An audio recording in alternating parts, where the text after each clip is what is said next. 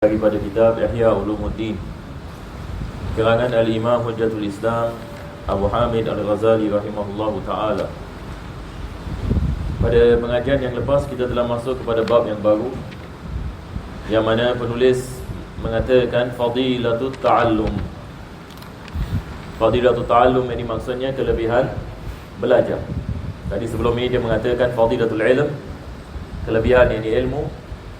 Dalam bab ini dia membicarakan tentang kelebihan belajar. Maka belajar ini dia adalah wasilah ataupun asbab yang mana dengannya kita mendapatkan ilmu. Tanpa yang kita belajar kita tidak mendapatkan ilmu. Seperti mana disebutkan innamal ilma bitta'allum wa innal fiqha bittafaqquh.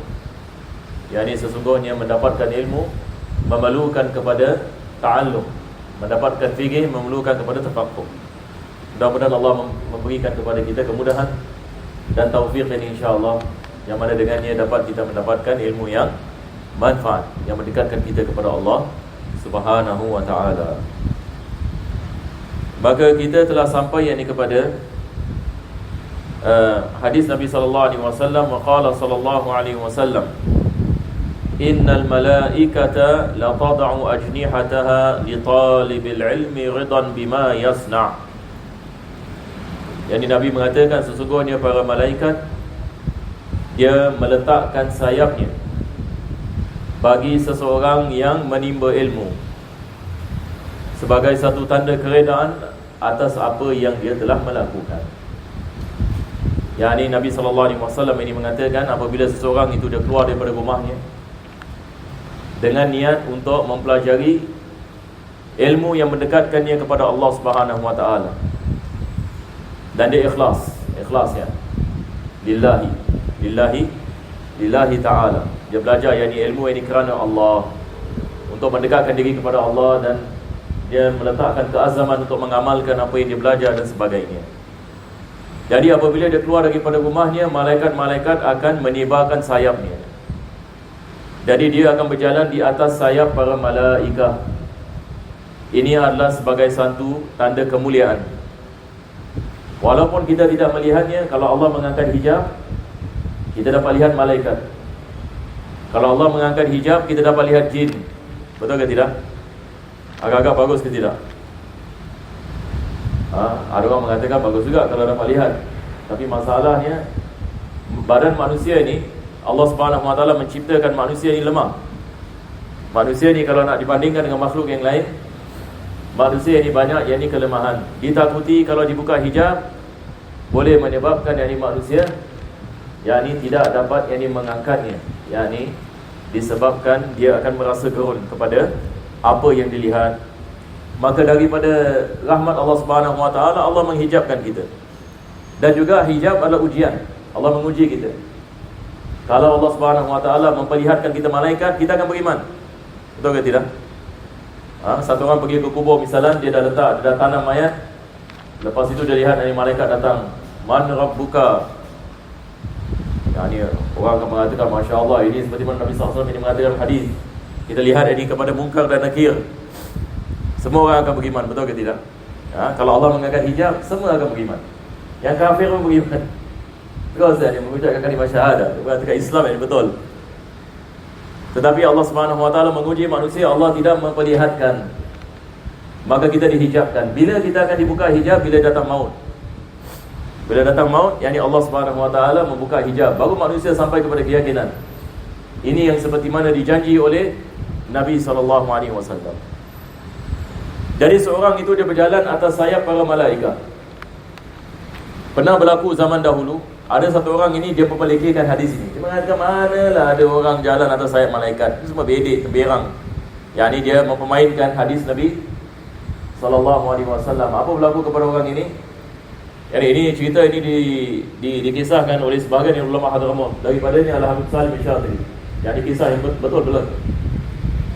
Orang yang memperlekehkan hadis Nabi SAW, dia mengatakan mana ada ni sayap ini malaikat ini semua tak betul. Dengan kuasa Allah Subhanahu wa ta'ala diangkat hijabnya, dia lihat ini malaikat tu dah digila.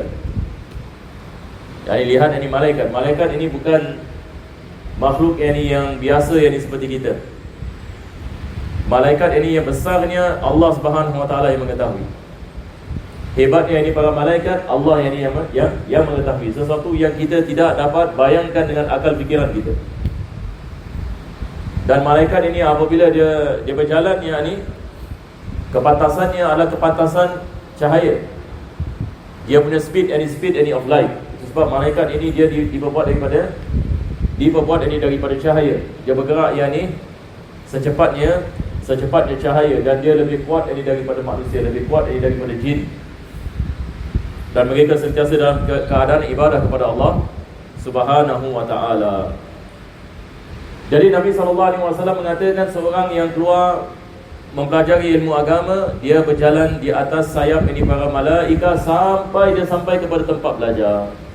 Jadi misalnya rumah kita kat Tampines, siang ni kita nak datang ke Geylang untuk kita nak belajar agama dengan ikhlas.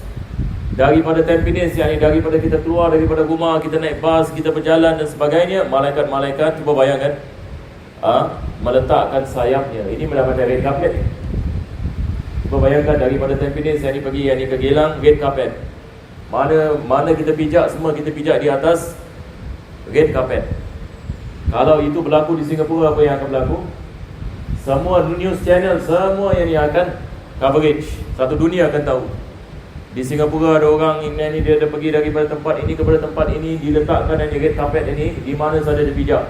Ini adalah perkara yang sangat luar biasa. Tetapi Nabi SAW mengatakan para malaikat yang ini meletakkan sayapnya bagi seorang yang keluar kerana Allah, untuk mendekatkan diri kepada Allah Subhanahu Wa Taala. Maka para ulama kita mengatakan kalau ini adalah kemuliaan Allah memberikan kepada orang yang dalam perjalanan, bagaimana pula dengan kemuliaan yang Allah akan memberikan apabila dia sampai ke tempat belajar? Kalau kita mengatakan dia belum lagi sampai di tempat belajar, dia dapat kemuliaan ini, apalagi bila dia sampai ke tempat belajar. Kita ada hadis yang lain. Kita ada hadis ini dikenali sebagai hadis malaikat sayyarah, yang mana apabila seseorang itu berada dalam majlis ilmu, malaikat akan bertingkit-tingkit sampai arasy Allah. Dan Allah menanyakan kepada mereka, apa yang kamu telah mendapati daripada hamba-Ku? Mereka mengatakan, ya Allah, sesungguhnya kami mendapati hamba-Mu, yakni mahukan syurga-Mu. Adakah mereka pernah melihatnya? Tidak. Maka saksikanlah aku telah memasukkan mereka ke dalam syurga. Apa yang mereka takut? Malaikat mengatakan, ya Allah, sesungguhnya mereka takut kepada neraka-Mu. Adakah mereka telah lihat neraka-Ku? Tidak, ya Allah. Saksikanlah, Allah mengatakan, aku tidak akan masukkan mereka ini ke dalam neraka. Lepas itu kita ada kisah ini yang masyhur. Satu orang yang dimasuk ini ke dalam majlis, Allah mengatakan berikan rahmat ini kepada semua orang yang hadir dan keampunan bagi semua orang. Malaikat mengatakan, ya Allah, ada satu orang itu dia datang, niat dia bukan nak duduk dalam majlis, tapi kebetulan ada hajat yang lain. Allah mengatakan, humul qaum la yashqa jalisuhum. Ini hadis qudsi. Humul qaum la yashqa jalisuhum. Mereka adalah kaum yang mana siapa yang duduk bersama mereka juga akan mendapat bahagian daripada rahmat Allah Subhanahu Wa Taala. Masya-Allah, ini adalah anugerah yang besar. Kita berdoa mudah-mudahan Allah menjadikan majlis ini sebab insya-Allah yang mana dengannya kita mendapatkan anugerah yang besar daripada Allah, dan Allah memberikan kepada kita taubatan nasuha, dan kita keluar daripada majlis ini insya-Allah taala dalam keadaan dosa-dosa kita diampunkan, hajat-hajat kita dikabulkan insya-Allah, dan penyakit-penyakit kita diberikan syifa. Seterusnya, waqala sallallahu alaihi wasallam, li an taghdua fatata'allama baban min al-ilmi khairun an tusalliya mi'ata rak'ah.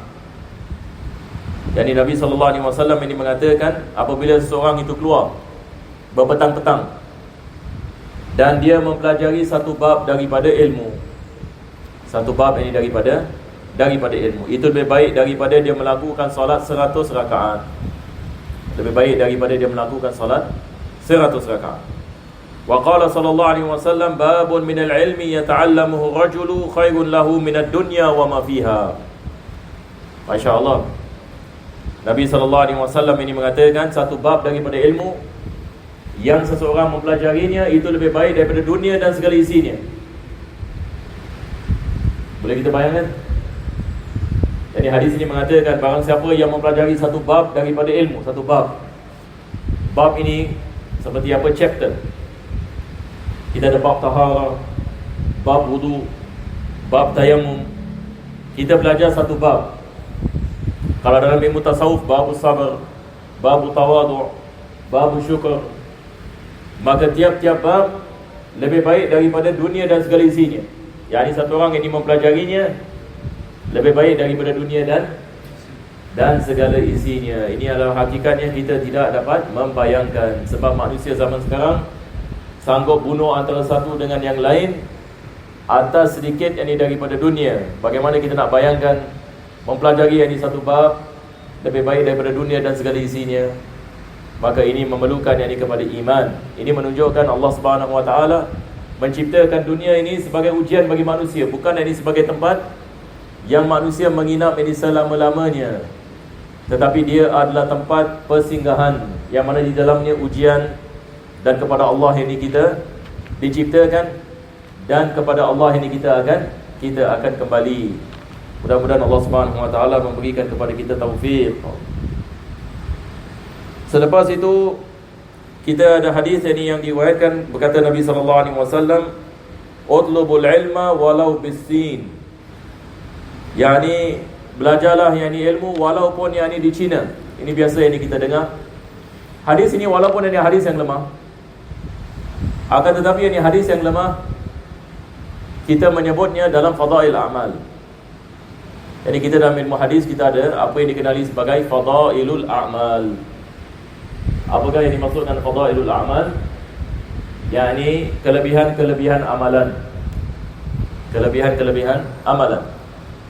Kalau sekiranya kita ada riwayat berkenaan dengan kelebihan yang amalan, seperti hadis ini, carilah ilmu walaupun di negeri China. Carilah ini ilmu walaupun di negeri China. Hadis ini yang membicarakan tentang kelebihan mencari ilmu walaupun negeri China. Yang ini maksudnya walaupun tempat yang jauh. Sebab zaman Nabi SAW, China dengan Arab ini jauh sekali. Tak ramai ini orang Arab yang sampai kepada China. Orang Arab ini pergi ke Syam, pergi ke Yaman. Tapi Masya Allah yang ini nak tempuh yang ini, pergi yang ini ke China. Cuba kita bayangkan, kalau kita tengok map ini, kita dapat faham ini kenapa. Betul ke tidak? Yang ini zaman dulu kalau nak pergi China, kalau di atas darat, Masya Allah, yang ini nak kena tempuh Iran. Lepas itu nak kena masuk Uzbekistan. Lepas itu yang ini nak kena masuk Afghanistan. Lepas itu Kazakhstan. Yang ini semua yang ini stan-stan. Baru akhirnya yang sampai kepada China. Itu pun nak kena tempuh Mongolia dulu. Nak kena tempuh Mongol. Lagi satu yang ini paling kepala tempuh Mongol. Jadi sebab tempatnya zaman dahulu, tempat-tempat ini bukan tempat yang seperti hari ini kita boleh jalan yang ini sebagai turis. Zaman dahulu agak bahaya. Jadi tidak ramai sahabat Nabi SAW sampai kepada China. Tetapi seorang sahabat namanya Sa'ad bin Abi Waqqas radhiyallahu an sampai yang ini ke negeri China, dan makamnya ada di sana. Makam dia ada di sana. Ada jemaah daripada Singapura tiap-tiap tahun pergi ke sana. Betul ke tidak? Tiap-tiap tahun.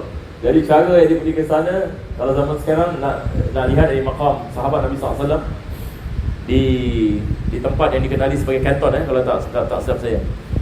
Nak kena pergi Hong Kong dulu. Biasa yang orang pergi Hong Kong, lepas itu naik ferry. Jadi flight dari Singapura ke Hong Kong. Lepas itu naik ferry pergi ke mainland China. Sebab dia dekat. Dia pada makam ini tepi laut, macam makam Habib Noh. Ini adalah dikatakan dari makam ini sahabat Nabi SAW. Ada beberapa sahabat yang ditanam di China. Dan daripada sebab ini mereka sampai ke China, yang ini hadis Nabi, dan juga untuk menyampaikan dakwah. China ini mereka masuk Islam dahulu daripada orang Melayu. Orang Cina yang masuk Islam pada zaman sahabat radhiyallahu anhum. Jadi agak-agak berapa tahun? 1400 tahun Islam ini sampai ke China. Dan bilangan dari orang Cina yang Muslim ramai sekali. Allah saja yang mengetahui. Kita hari ini kita tidak mengetahui dengan statistik dan sebagainya. Banyak benda berlaku di sana. Tetapi hakikatnya negeri China ini adalah negeri yang sangat besar. Dan masyarakat yang di Muslim yang di China adalah masyarakat yang besar yang ini sekali. Dan kalau kita lihat yang ini mereka punya sejarah, banyak ulama-ulama mereka yang mengarang ini kitab-kitab dalam bahasa Cina, dalam bahasa Arab ini dan sebagainya. Maka mereka ada tradisi. Ini adalah daripada berkat yang dakwah Nabi SAW ini dan para sahabatnya. Jadi walaupun hari ini orang mengatakan oh ini hadis ini yang lemah dan sebagainya, kita mengatakan ini dalam fadail amal, tidak ada masalah. Kita menukilkan ini dalam kelebihan amal dan kita lihat hikmah daripadanya, kita dapat faham apa yang kita lihat ini hari ini. Sahabat-sahabat Nabi yang pergi ke sana dan menyampaikan dakwah yang ini ke sana.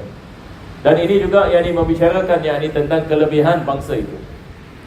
Sebab kita lihat ini dalam Islam, agama Islam mengajar kita untuk kita mengambil manfaat daripada tiap-tiap bangsa. Tiap-tiap bangsa Allah berikan kelebihan. Orang Melayu ada kelebihannya, orang India ada kelebihannya, orang Arab ada kelebihannya, orang putih ada kelebihannya, orang hitam ini pun ada kelebihannya. Itu sebab kita lihat dalam Al-Quran, Allah Subhanahu wa taala mengatakan, "Inna ja'alnakum syu'uban wa qabaila lita'arafu." Kami menjadikan kamu berpuak-puak dan berkabilah-kabilah supaya kamu dapat mengenal satu yang lain. Maksudnya bukan mengenal how are you berikut, bukan maksudnya begitu. Maksudnya mengenal satu dengan yang lain, maksudnya mengenal tamadun supaya mendapatkan manfaat daripada satu dan lain. Sebab Allah Subhanahu wa taala memberikan kelebihan kepada satu kaum lebih daripada kaum yang lain dan memberikan kelebihan kepada kaum yang lain lebih daripada kaum yang lain. InsyaAllah ini kita berhenti di sini dan kita menutupnya dengan doa. Kita akan meneruskan insyaAllah pada pengajian kita yang akan datang.